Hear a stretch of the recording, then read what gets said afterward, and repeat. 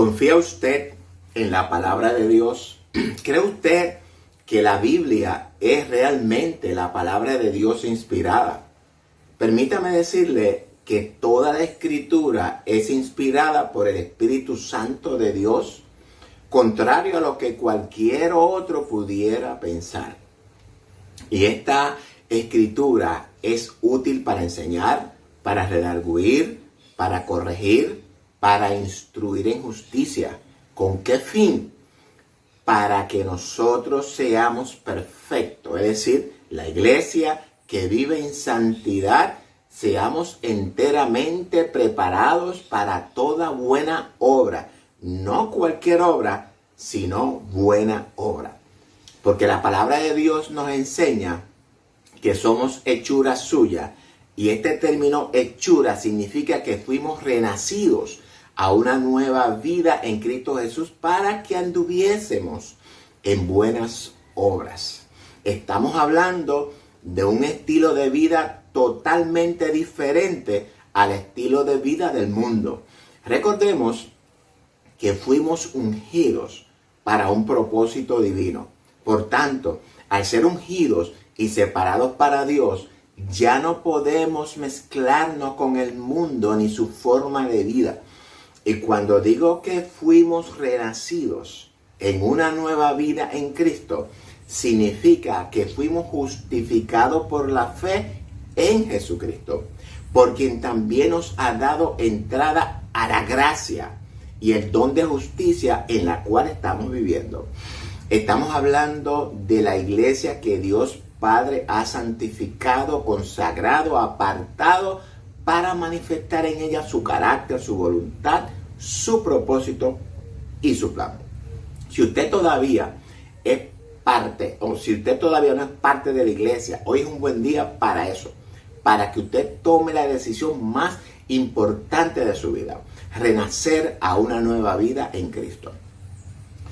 ¿Con qué fin Dios nos ha renacido a una nueva vida en Cristo, jóvenes? Con el fin de manifestar en estos tiempos su justicia, a fin de que Él sea el justo y el que justifica al que es de la fe de Jesús. Manifestar su justicia delante de ¿quién? Delante de todas las naciones de la tierra. Ahora bien, estas buenas obras en las que debemos de vivir no salen de nosotros, sino que Dios las preparó de antemano, nacen en el corazón de Dios desde la eternidad. Al igual que usted y yo fuimos creados en el corazón de Dios desde la eternidad. Lo que esto significa es que solamente existen dos formas de obrar en esta vida. Y cuando digo obrar, me refiero a nuestra forma de vida, comportamiento, decisiones, etc. Nosotros obramos o vivimos ya sea conforme a las buenas obras creadas por Dios desde la eternidad o conforme a las obras originadas en el corazón de Satanás. No hay puntos medios en esto, hermano, conforme a uno o conforme a la otra. Antes de continuar, es necesario que entendamos algo importante. Y voy a tratar de explicarlo en claridad con el fin de que todos puedan entenderlo. Dice Pablo en Romanos 3:23 que todos pecamos y por tanto todos estamos destituidos de la presencia de Dios. En otras palabras, que el pecado nos ha separado de Dios y el plan de Dios es restaurar esa relación que hubo al principio entre Él y nosotros. Y esto es lo mismo que nos revela en Romanos 5:12. El pecado entró en el mundo por un hombre, por el pecado la muerte, y la muerte dice que pasó a todos los hombres por cuanto todos hemos pecado. Y estoy usando textos sencillos para que la enseñanza pueda llegar al corazón de cada uno de ustedes, amados. Los textos profundos los vamos a ir escudriñando de poco a poco por medio de los siguientes estudios que vienen de camino. Es por esta razón que les exhorto a no perderse ninguno de nuestros estudios bíblicos. Comparta este estudio con todos sus contactos en las redes sociales. Lo que van a aprender aquí no lo enseñan en ningún instituto bíblico, en ninguna universidad teológica, ni en ninguna escuela sabática ni dominical. Y si usted quiere aprender un poco más, inscríbase en nuestras clases online que empiezan prontamente. No se lo puede perder. Y son totalmente gratis. Solamente apriete el botón de WhatsApp, anote su nombre, su país, díganos que está interesado en las clases online. Eso es todo. Y Pablo también nos dice en Romanos 5:18 lo siguiente, y vamos a leerlo. Esta versión que voy a leer es diferente a la RB60, pero la esencia es la misma. Y así como el delito de Adán puso bajo condenación a todos los hombres, así también el acto justo de Jesucristo hace justos a todos los hombres para que tengan vida. Amén. En otras palabras, Pablo revela que si el pecado de Adán tuvo consecuencias universales, de igual manera la obra redentora de Cristo también tuvo consecuencias universales. Cuando buscamos en todas las traducciones bíblicas, todas de una manera u otra expresan el mismo significado. Entonces, ¿por qué nuestros teólogos, nuestros maestros, nuestros líderes en nuestras congregaciones no enseñan esta verdad?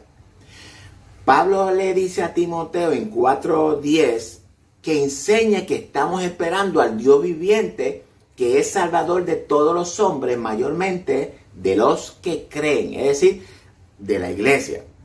Y ese mayormente hace una separación de todos los hombres de un grupo de muchos, que son los que, conforme a Pablo, han creído en la obra redentora de Cristo. Si usted ha creído en la obra redentora de Cristo, entonces usted está en ese grupo identificado por Pablo como mayormente.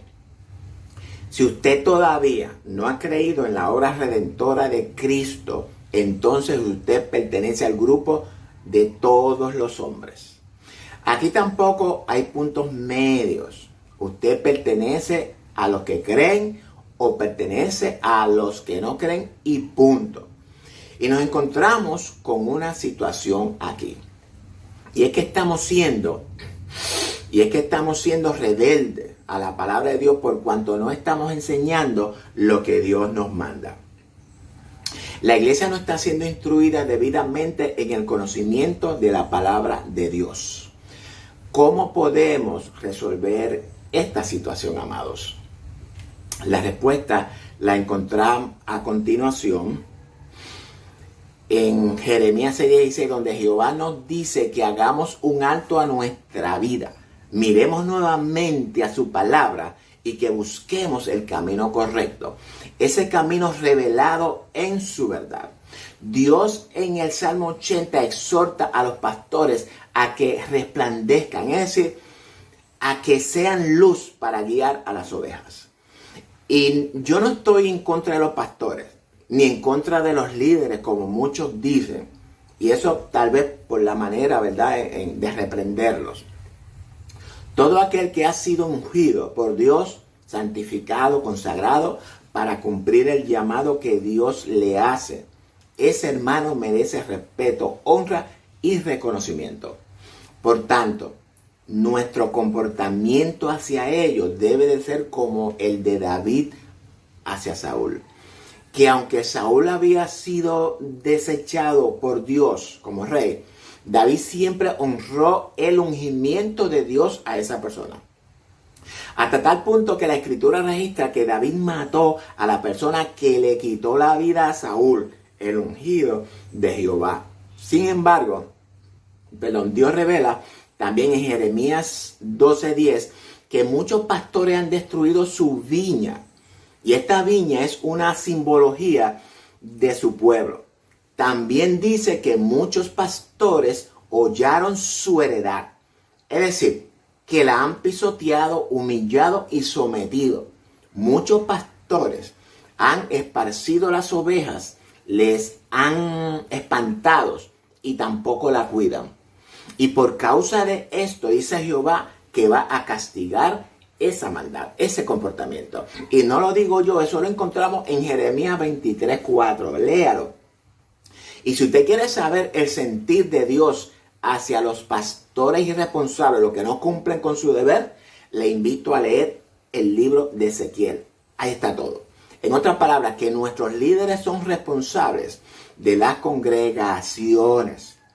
Es el deber de cada líder dar el alimento correcto a las ovejas.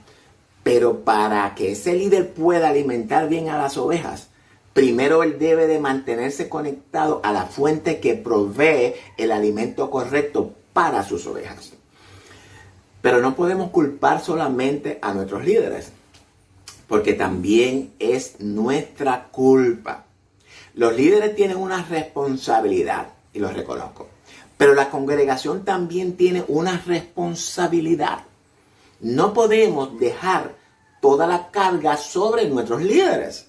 Nosotros tenemos la responsabilidad de escudriñar las Escrituras. Eso fue lo que Cristo nos mandó. ¿Por qué razón? Porque en ella podremos encontrar la vida eterna. El pastor tiene una función, pero nosotros también tenemos una función en particular. Y cuando las unimos, entonces, ¿qué podemos llegar a ser? Uno en Cristo. Porque si no nos unimos, entonces iremos cayendo en una apostasía.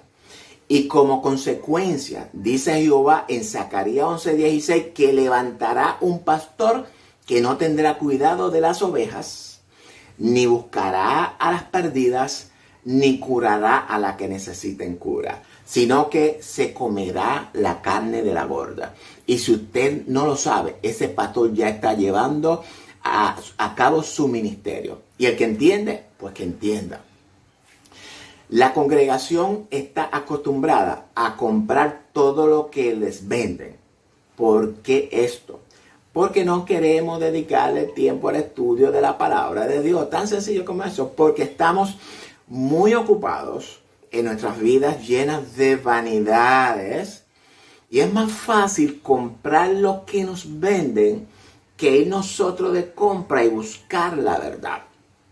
Al final del día, ambos, los líderes como la congregación, somos culpables.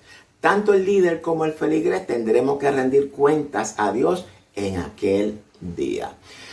Pero la buena noticia es que todavía estamos a tiempo de recapacitar, a tiempo de arrepentirnos, de buscar la guía del Espíritu y empezar de nuevo. La voluntad de Dios es que lo conozcamos y tengamos una relación íntima y personal con Él. Dios en toda su palabra nos advierte para que despertemos y no nos dejemos engañar. Y no solamente este texto de Pablo revela esta verdad, sino que en todo el Antiguo Testamento esta verdad está plasmada. Mi exhortación es que enseñemos esta verdad revelada para toda la humanidad. Bueno, vamos a retomar el contexto. Ya sabemos que todos los hombres son pecadores por causa de Adán. Y que por la obra justa de Jesús todos fuimos justificados para vida. En otras palabras, el acto justo de Jesús redime a toda la humanidad desde Adán hasta su regreso. Toda la humanidad ha sido justificada para que viva. Esto no significa que no haya un castigo. Una cosa es una cosa. Siempre les recuerdo que no es lo mismo la redención y la expiación, aunque funcionan en conjunto. Esto fue lo que vimos en el huerto. El sacrificio de los corderos en el huerto tipifica la redención, que significa rescatar al ser humano de la esclavitud por causa del pecado por medio de un precio, y ese precio debe ser pagado por alguien. Las pieles de los corderos tipifican la justificación de los pecados de Adán y Eva Es decir, para cubrir sus pecados temporalmente hasta que viniera el Mesías prometido, el cual sería la esencia de ese sacrificio. La salvación nace en el corazón de Dios, se hizo patente en el huerto de Edén, ratificada en Noé, en Abraham, Isaac, Jacob y realizada en el Mesías Salvador. Estamos hablando del acto de redención a favor de Adán y Eva y de todos los descendientes hasta el día de hoy. Y esa redención es de la muerte, porque Cristo lo sustituyó con su muerte. Es decir, que ya el hombre no tiene que morir. Cualquier mensaje que afirme que el hombre debe de morir es un mensaje que se revela contra la verdad establecida en la palabra de Dios.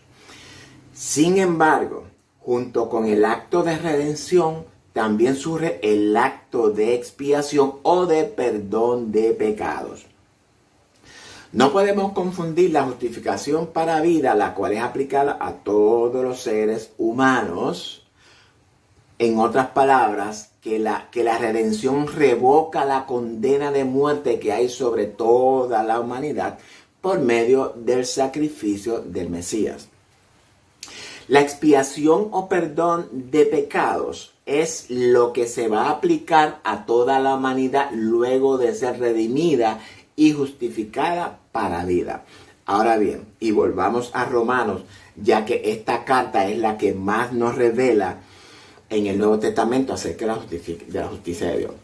Ya vimos que Pablo dice a Timoteo que Dios es salvador de todos los hombres, mayormente de los que creen, es decir, de la iglesia. En Romanos 5, 15, 17, y voy a leer solamente estos textos, ya que voy a traer un estudio exegético de Romanos próximamente, donde escudriñaremos todos estos textos referentes a lo que es la justificación y la salvación. Pero el don no fue como la transgresión, porque si por la transgresión de aquel uno murieron los muchos, y subrayemos los muchos, abundaron mucho más para los muchos la gracia y el don de Dios por la gracia de un hombre, Jesucristo. Y con el don no sucede como en el caso de aquel uno que pecó, porque ciertamente el juicio vino a causa de un solo pecado para condenación. Pero el don vino a causa de muchas transgresiones para justificación. Pues si por la transgresión de uno solo reinó la muerte, mucho más reinarán en vida por uno solo, Jesucristo, los que reciben la abundancia de la gracia y el don de la justicia. ¿Qué nos revela este texto? Porque Pablo ahora habla de los muchos y de todos. Los comentaristas bíblicos dicen que los muchos y todos significan lo mismo. Y por lo menos apoyan la verdad revelada de que todos fuimos justificados para vida. Eso es un hecho. Sin embargo, no podemos perder la perspectiva del plan de Dios originada en el huerto. Estos muchos que Pablo habla aquí se refiere a esos hombres de la antigüedad que, aunque no pecaron conforme a la transgresión de Adán, y voy a hacer un paréntesis aquí para explicar lo que significa la transgresión de Adán. La serpiente seduce a Eva y la incita a percibir el lado opuesto de los mandamientos de Dios, que los llevan a una independencia de su creador. Y ese lado de los mandamientos de Dios es percibido cuando no queremos sujetarnos a los mandamientos y preferimos independizarnos de ellos. Eva percibió que esa independencia le daba la libertad para ser igual a Dios. Y se lo propuso al hombre, y el hombre también percibió que era bueno para ellos ser igual a Dios. Y esa, en resumen, es la transgresión de Adán, que decidió independizarse de su creador y tratar de ser igual a él. Y cierro el paréntesis y luego explico. Dice Pablo que esos hombres que en la antigüedad, aunque no pecaron conforme a la transgresión de Adán, es decir, que no optaron por independizarse de Dios y mucho menos querer ser o ser iguales a Dios, sino que decidieron someterse a obedecer los mandamientos de su creador. Esos hombres murieron. Sin embargo, a esos hombres, se le imputaron los pecados de Adán. Dice Pablo que la gracia, y entiéndase, regalo inmerecido, y el don de justicia, es decir, la obra justa de Jesucristo, abundaron para estos muchos y reinarán en vida. Es decir, nosotros la iglesia. En otras palabras, estos muchos son los mismos que Pablo dice a Timoteo, que son los que han creído mediante la fe en la sangre de Jesucristo. Dice Pablo que puso Dios como propiciación o como el receptor de pecado por medio de la fe en su sangre. ¿Para qué? Para manifestar su justicia. ¿Manifestarla en quiénes? En los muchos, a causa de haber pasado por alto en su paciencia los pecados pasados. ¿Cuáles pecados pasados? Todos los pecados de todos los que por medio de la fe en su sangre han creído. Porque estos muchos fueron constituidos pecadores por causa de Adán. En otras palabras, que Cristo en su muerte fue el receptor de los pecados de la iglesia o de los muchos. No fue el receptor de los pecados de todos los hombres, aunque Cristo conquistó el perdón para todos los hombres. Pero de esto abundaremos más adelante. ¿Con qué propósito fue propicio a nuestros pecados? Para manifestar en este tiempo, y este tiempo se refiere al periodo del Evangelio, es decir, los 1000 años simbólicos que estamos estudiando. Para manifestar en este tiempo su justicia, a fin de que Él sea el justo y el que justifica al que es de la fe de Jesús. ¿Cómo va a manifestar su justicia? Por medio del establecimiento del reino. Solamente serán justificados los pecados de los hombres que hayan creído por medio de la fe en la sangre de Jesucristo. Si usted ha creído por medio de la fe en su sangre, entonces sus pecados fueron imputados a Cristo y la justicia de Cristo fue imputada a usted. A estos que se les perdonan sus pecados son los que reciben la gracia, y la gracia significa el regalo de Dios que te da sin merecerlo. Ese regalo es el perdón de pecados, pero ese perdón se recibe mediante la fe, la cual es por gracia. Usted se convierte en hijo y como hijo en heredero del reino. Y vamos a dejar a Romanos la gracia y la justificación y la salvación para continuar en el contexto del estudio. En el estudio de Romanos detallaremos todo esto. No se lo puede perder, les exhorto. ¿Por qué traigo todo esto a relucir en este estudio de hoy? Porque es necesario que logremos entender la obra que Cristo realizó con su muerte y su resurrección. Porque a nosotros solamente se nos ha enseñado la mitad de la historia. Y que cuando mueras te irás al cielo en vivo y en directo. Y esa es una falsa enseñanza. Pero la verdadera enseñanza es la que acabamos de ver que la Biblia nos revela. Todavía usted está a tiempo de cambiar. La verdad de Dios todavía espera por usted y quiere revelarle toda la verdad. Pero es su decisión si quiere que se la revele o no. Es importante, amados, conocer esta verdad para que podamos entender lo que Dios pretende revelarnos por medio de la simbología del libro de Apocalipsis. Y en este estudio no voy a profundizar tanto porque no quiero que se me confundan, ya que he visto que en los estudios anteriores, conforme, ¿verdad?, a los comentarios, que algunos no han logrado entender. Es por esto por lo que nos vamos a ir volando sobre las aguas sin profundizar. Agradezco a todos su paciencia, su bondad y su benignidad. Y sobre todo, agradezco a mi Dios por ser el instrumento usado para glorificar su palabra y su nombre.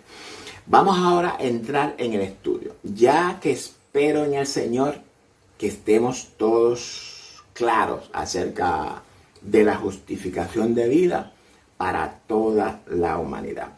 El estudio de hoy comprende los versos del 9 al 15. Y vamos a empezar con los versos del 9 al 10. Apocalipsis 20, 9 al 10. Y subieron sobre la anchura de la tierra y rodearon el campamento de los santos y la ciudad amada. Y de Dios descendió fuego del cielo y los consumió. Y el diablo que los engañaba fue lanzado en el lago de fuego y azufre, donde estaban la bestia y el falso profeta, y serán atormentados día y noche por los siglos de los siglos. Estos versos debemos de interpretarlos por partes. Y voy a comenzar con el nuevo. Y subieron sobre la anchura de la tierra y rodearon el campamento de los santos y la ciudad amada. Bueno, el contexto de este texto lo encontramos en el verso 8, el cual discutimos en el estudio anterior. Pero para el beneficio de todos voy a repetirlo. Y saldrá a engañar a las naciones que están en los cuatro ángulos de la tierra, a Gog y a Magog, a fin de reunirlos para la batalla, el número de los cuales es como la arena del mar. ¿Quién dice Juan que saldrá a engañar a las naciones? El verso 7 nos dice que es Satanás, luego de ser suelto de su prisión. Ya explicamos que este encierro de Satanás es una simbología. Satanás no es un ser físico, ni los ángeles tampoco son seres físicos. Por tanto, no podemos interpretar este encierro como uno literal. También definimos los nombres con los que se identifica a Satanás. Hablamos del dragón, la serpiente, el diablo, etc. Esos nombres simbolizan el carácter de la maldad. A ese carácter fue al que se le restringió el poder. Y vimos que ese poder fue restringido cuando Cristo hirió a la serpiente en la cabeza, cuya herida es por causa de la obra redentora del Mesías. Ahora bien, durante el tiempo de la iglesia, ese poder ha estado restringido. ¿Cómo es restringido el poder de Satanás? Es restringido por el poder del Espíritu Santo obrando en la iglesia y por medio de la iglesia. El resumen lo ven en el estudio anterior. Pero cuando se terminen esos 1000 años, ese poder será liberado nuevamente. E inmediatamente recuperará todo el poder que tenía antes de recibir la herida en la cabeza. ¿Significa eso que el Espíritu Santo no estará en el mundo, en la tierra? No, no significa eso. Significa que se le permitirá obrar por corto tiempo, aún estando el Espíritu Santo obrando en la iglesia y por medio de ella. Ese tiempo de actuar son 42 meses, según nos revela Apocalipsis 13:5.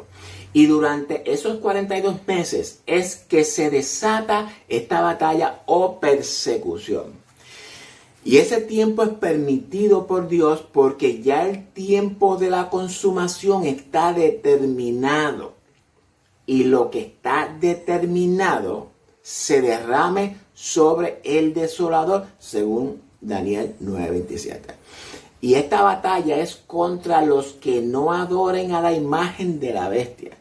Y la iglesia está en este grupo de los que no adoran a la imagen de la iglesia. Sí, amados, la iglesia estará en medio de esta batalla y será el objetivo principal y nos vencerá, dice el texto. Esos 42 meses son los que complementan la semana 70 de Daniel. Aclarado este punto, continuamos. Juan habla de una batalla entre quienes. Esta guerra no se refiere a la batalla de Armagedón. También la Biblia lo revela como el Valle de la Matanza, como el Valle de Josafat, como el Valle de Hinón, el Valle de la Decisión, el Valle del Rey, el Valle de Cedrón. Todos esos valles, todos estos nombres simbolizan la misma batalla donde Dios reunirá a todas las naciones a comparecer para ser juzgadas. Esta batalla del verso 8 se refiere a la persecución en contra de la humanidad, la cual estará encabezada por el séptimo rey de Apocalipsis 17, o la bestia que era y no es, y la cual durará breve tiempo. Y esta misma bestia es la que revela Apocalipsis 13, la bestia que sube del agua. Y esta bestia es un espíritu rebelde en contra de la autoridad de Dios, actuando por medio de la bestia que sube de la tierra. Sí, la bestia que tiene 2 cuernos como si fueran de cordero y habla como dragón. Y esa bestia es el poder religioso formado por las diferentes religiones del mundo. Recordemos que el Apocalipsis está estructurado en 4 o 5 secuencias, si no mal no recuerdo. Las mismas secuencias reveladas desde puntos de vista diferentes. Ya lo he explicado. Y todas estas naciones están simbolizadas en los 10 cuernos que aparecen juntos a las 7 cabezas del dragón. Los gobernantes del mundo que bajo engaño de promesas falsas se confabularon del lado de la bestia en contra de toda la humanidad. Recordemos que la religión mundial busca como objetivo, y ese objetivo es la adoración de todo el mundo, ya sea por medio del miedo, la imposición, la obligación, soborno, engaños, mentiras, matanza. Satanás usa su influencia sobre las naciones para imponer a la fuerza una adoración. Y esa adoración es una que contradice los mandamientos establecidos por el Dios Todopoderoso. Y si usted no lo ha notado, ya esos mandamientos que se rebelan en contra de los mandamientos divinos ya están sobre la estufa. El que entiende, que entienda. Si no, pues.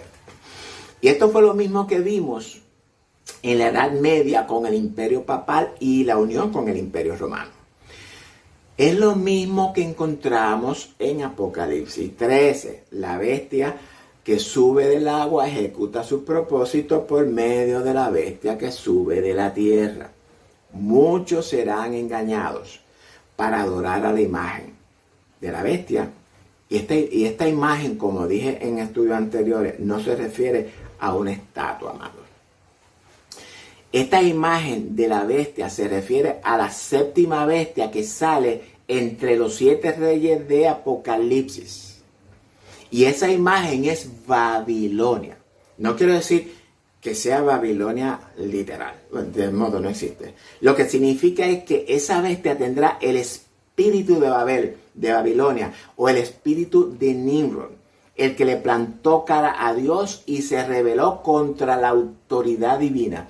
Y ese es el mismo espíritu que vemos en nuestros grandes líderes gobernantes y todas esas personas que gobiernan desde la oscuridad. Tratan de ser dioses y buscar por medio de sus poderes económicos someter a toda la humanidad violando nuestras conciencias y nuestras convicciones.